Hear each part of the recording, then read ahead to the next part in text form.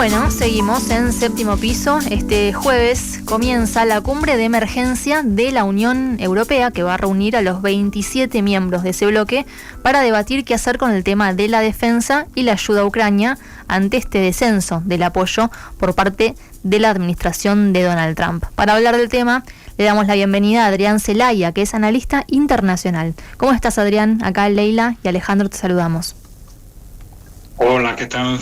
Leila y Alejandro, encantado de estar con vosotros. Muy bien, un gusto poder conversar con vos. Adrián, bueno, contanos cómo estás analizando esta reunión, qué pensás que se va a debatir y cuáles son las propuestas concretas que tienen los diferentes líderes dentro de la Unión Europea en esta nueva etapa que se abre dentro de lo que es el conflicto ucraniano.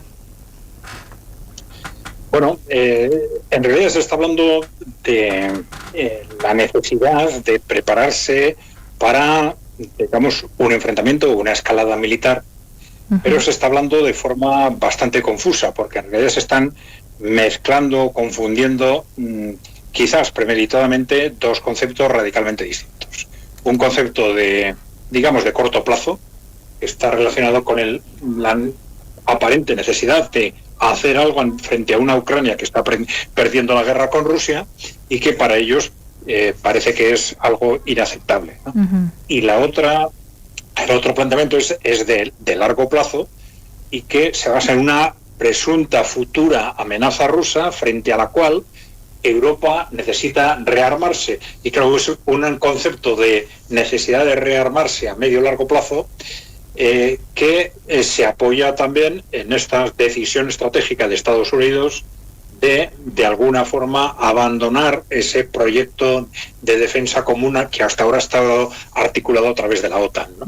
Bueno, entonces tenemos dos conceptos que se están mezclando: rearme por un lado, pero que eso es una cuestión de medio o largo plazo, y por otro lado, desde el punto de vista de corto plazo, están, digamos, amenazando con hacer algo con respecto al conflicto en Ucrania. Pero claro, la cuestión es que está claro que quieren hacer algo para evitar esa victoria rusa en Ucrania, que en principio es ya prácticamente segura, pero que ellos, ya digo, consideran aparentemente inaceptable, ¿no? Y que quieren hacer algo, pero no, lo que no se sabe es qué es lo que pueden hacer.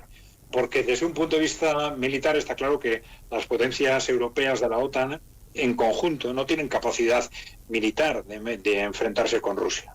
Claro. Entonces, esas amenazas de desplazamiento de tropas que significarían un enfrentamiento directo con Rusia, ¿qué significa? Bueno, pues se podría entender dentro quizás de una estrategia de intentar provocar un conflicto directo que de alguna forma acabe finalmente arrastrando a un Estados Unidos que ahora tiene una clara voluntad política de no entrar en ese conflicto, ¿no?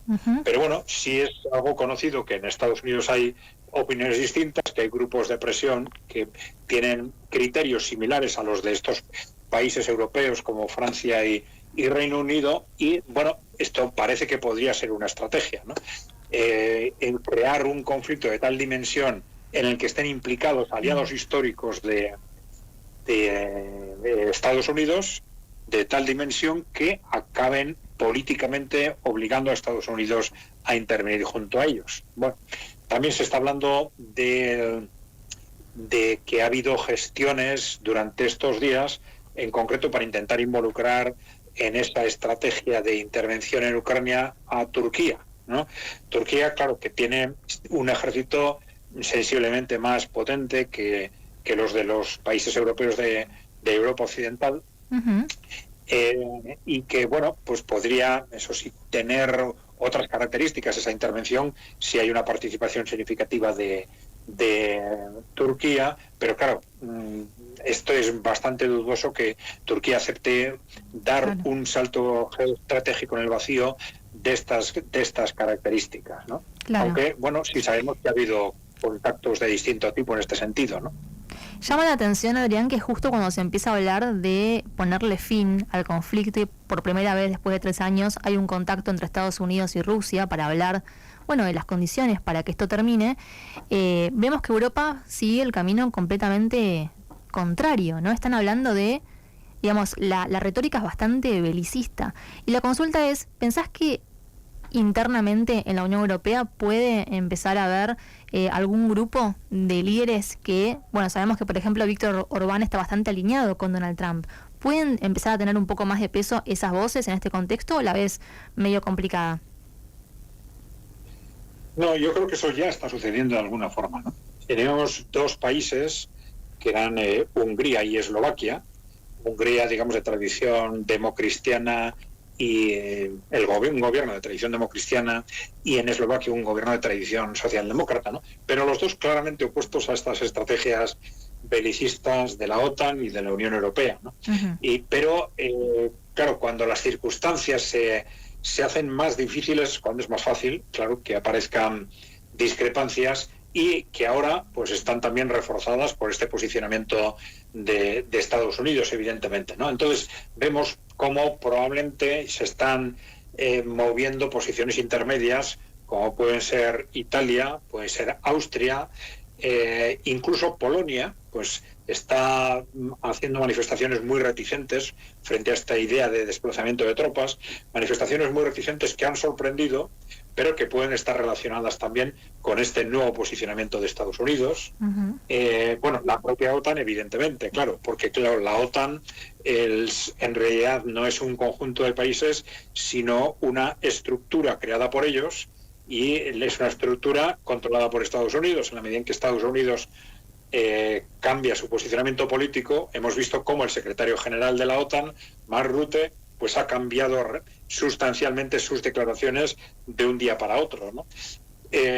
Bueno, luego hay una serie de países que pueden irse, digamos, bueno, más que pueden irse, yo creo que ya se están desmarcando claramente. Lo hemos visto en las reuniones que ya se han celebrado durante estos últimos días, en las que no se han conseguido posicionamientos conjuntos en esta dirección.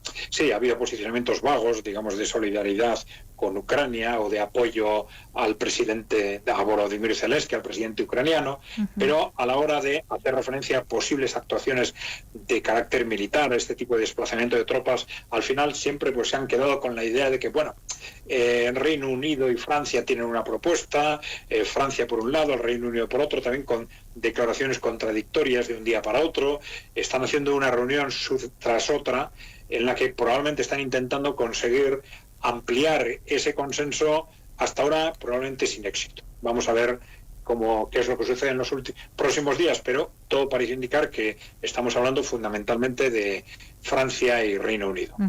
Adrián, ¿qué tal? Te saluda Alejandro desde aquí. Recién hacías referencia a Francia justamente, y te consulto por las declaraciones que realizó su presidente el día de ayer, que fueron muy agresivas en términos también discursivos y obviamente interpretadas como una amenaza para la propia Rusia, ¿no? Recordemos que planteó justamente que si era necesario usar armas nucleares, ellos podían hacerse cargo de proteger a Europa, ya que las poseían, y obviamente apuntó contra Rusia. ¿Qué lectura haces de esas palabras y del rol que quiere ocupar Francia en esta reestructuración de inseguridad dentro de la Unión Europea? Bueno, son palabras muy agresivas, pero también inconsistentes en la medida en que las declaraciones son tan variables, ¿no? Incluso cuando en las últimas semanas, cuando se ha hecho referencia a ese desplazamiento de tropas, siempre se ha añadido, todo el mundo sabe que esto es engañoso, pero bueno, se ha añadido esa coletilla como fuerzas de paz, ¿no?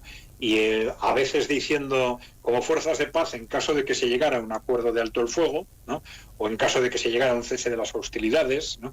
Pero claro, evidentemente todo el mundo sabe que si hay un cese de las hostilidades y hay una fuerza de estabilización militar que se acuerda entre las partes, esto tiene lógica. Pero si no hay un acuerdo entre las partes, pues evidentemente cualquier fuerza militar que interceda, que se interponga, pues es, digamos, más una estrategia de guerra que una estrategia de paz. Es decir, estamos hablando de declaraciones que cambian constantemente. Yo creo que ellos mismos no tienen claro qué es lo que van a hacer o no. Están tanteando constantemente a la propia población europea, ver si hay o no hay reacciones, como han venido haciendo durante estos 2 años o 3 años. Cada vez que había una medida que pudiera representar algún concepto de escalada, pues siempre ha habido un paso adelante, un paso atrás, un paso adelante, un paso atrás, siempre esta dinámica de tantear constantemente la opinión pública y en este caso también tantear a los distintos países para ver quién está dispuesto a responder en una u otra dirección. Yo pienso que no creo que haya una estrategia de largo plazo en esas declaraciones de Macron, de largo plazo desde la perspectiva de posicionarse a largo plazo con un determinado peso como dentro de Europa, etcétera. Yo creo que están estos líderes en una situación de verdadero pánico, un pánico de corto plazo. Lo que no saben en realidad es qué hacer con ese corto plazo. Saben que Rusia está ganando la guerra, saben que no tienen ninguna posibilidad de hacer frente a esa situación, quieren hacerle frente, pero no saben cómo. Y bueno, vamos a ver si encuentran o no encuentran ese camino que están buscando para escalar el conflicto, ¿no? Porque claro, no es otra cosa, evidentemente, ¿no? Claramente. Bueno, muy clara la explicación. Muchísimas gracias, Adrián, por tu tiempo. Muy bien, gracias a vosotros. Un saludo. Un saludo. Ahí pasaba el analista internacional Adrián Celaya. ¿Qué pasa en China, Rusia?